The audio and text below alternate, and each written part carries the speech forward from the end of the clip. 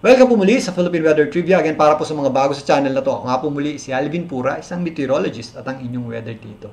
Since lumayo na sa ating landmass o kalupaan, nagkaroon ng pagkakataon lumakas yung ating binabantayang sama ng panahon. Kaya kaninang madaling araw, around 2 a.m., ay itinaas ng pag-asa sa Tropical Depression category, yung binabantayan nga nating low pressure area. At nabigyan po yan ng local name na Bising. Ngayong tanghali, bahagya pa po yung lumakas. Ito pong bagyong Bising ay may taglay lalakas ng hangin na umaabot sa 55 kilometers per hour, malapit sa kanyang gitna. At kung minsan may mga pagbugsong umaabot sa 70 kilometers per hour. Ito po ay huling namata ng pag-asa sa layong west-northwest ng Calayan, Cagayan. Malapit po yan dito sa ating boundary line. Sa kasalukuyan, yung kanyang panglabas na kaulapan ay sumasabit dito sa ilang bahagi ng Northern Luzon at ang habagat naman ang nagpapaulan dito sa western section ng Luzon. Ngayon, silipin natin itong official track ng pag-asa. So base dito sa track ng pag-asa, ang bagyong Bising po ay posibleng lumabas ngayong araw sa ating Philippine Area of Responsibility. Habang binabaybay po niyan ang West Philippine Sea, yan po ay posibleng lumakas at umakyat sa tropical storm category hanggang sa makabalik sa ating PAR or hanggang bumalik sa ating Philippine Area of Responsibility sa darating na weekend. So, habang nandito po yan sa taas ng ating bansa, is patuloy po yung magpapalakas ng ating habagat o southwest monsoon. Pero again, meron tayong malaking cone of probability bandang Sunday hanggang Monday. Ibig sabihin po niyan, may pagkakataong mas late pumasok ang bagyong Bising o bumalik sa ating PAR o maaaring Sunday pa ng gabi or Lunes or maaari ding mas mapaaga.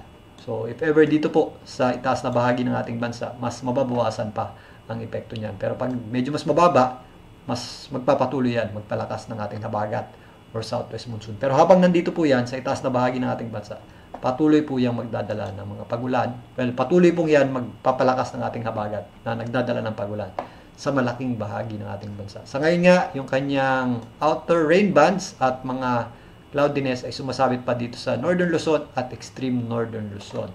Tingnan natin ang pagtaya ng pagulan dyan para sa pag-asa. So ito po yung pinalabas na advisory ng pag-asa para sa mga pagulan dulot nitong ating binabandayang bagyong Bising at ng ating habagat o southwest monsoon.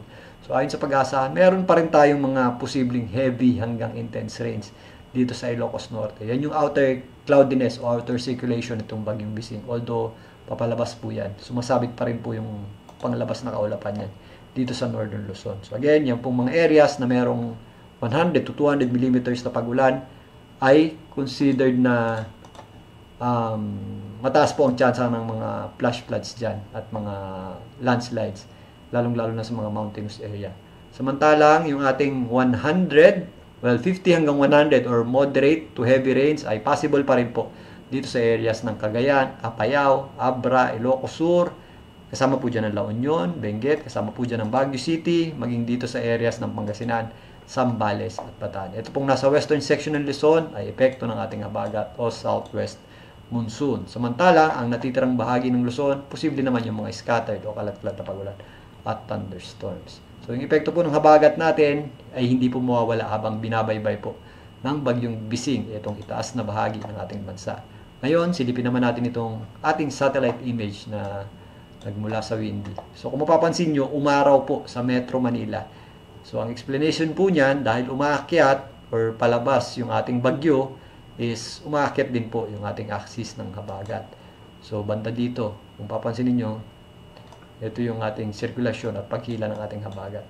So, ito pong mga areas na mas nasa baba, mas nabawasan po significantly yung ating mga pagulan. Pero kung titingnan nyo yung ating wind flow, although nabawasan, possible pa rin po yung mga scattered o kalat-kalat na pagulan at thunderstorms, lalong-lalo na tuwing sumasapit ang hapon at gabi. Hindi lang po sa Metro Manila, maging yung mga nakaranas ng pagulan kahapon dito po sa areas ng Cavite, Batangas, Quezon, Rizal, or Calabarzon area, Mimaropa, yan. Possible pa rin yung mga scattered at kalat-kalat na pagulan natin dyan. Bicol region, maging dito sa malaking bahagi ng Visayas at hilagang bahagi ng Mindanao. Kasama po dyan ang Dinagat at Surigao del Norte. So possible pa rin po yung ating mga scattered at kalat-kalat na pagulan dyan. Mostly yung concentration ng ating mga pagulan ay nandito sa itaas na bahagi ng ating bansa, lalong-lalo na sa mga areas ng Ilocos region.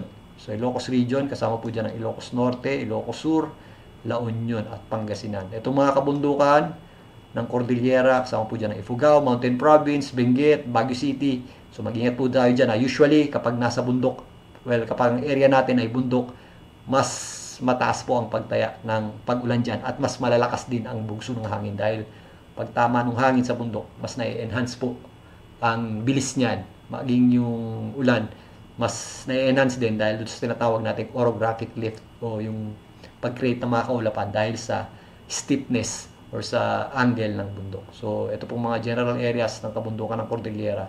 Yan, mataas po ang ating tsansa ng pag-ulan at mga posibleng thunderstorms dulot ng ating habagat or southwest monsoon. May mga kabundukan din tayo sa areas ng Zambales at Bataan.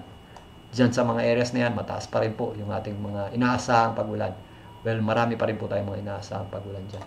So, yung natitirang bahagi ng Central Luzon, bahagyang nabawasan yung ating mga pag-ulan. Pero again, sa ngayon, meron po tayong mga posibleng thunderstorms dyan sa area ng Bulacan, Tarlac, Pampanga. Maging dito sa Metro Manila, nagiging maulap na muli yung ating panahon.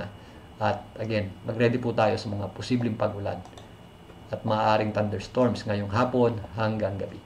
So yan muna ang pagtalakay natin dito sa Bagyong Bising. Balikan natin yan bukas. Muli ito po ang inyong Weather Tito para sa Philippine Weather Trivia.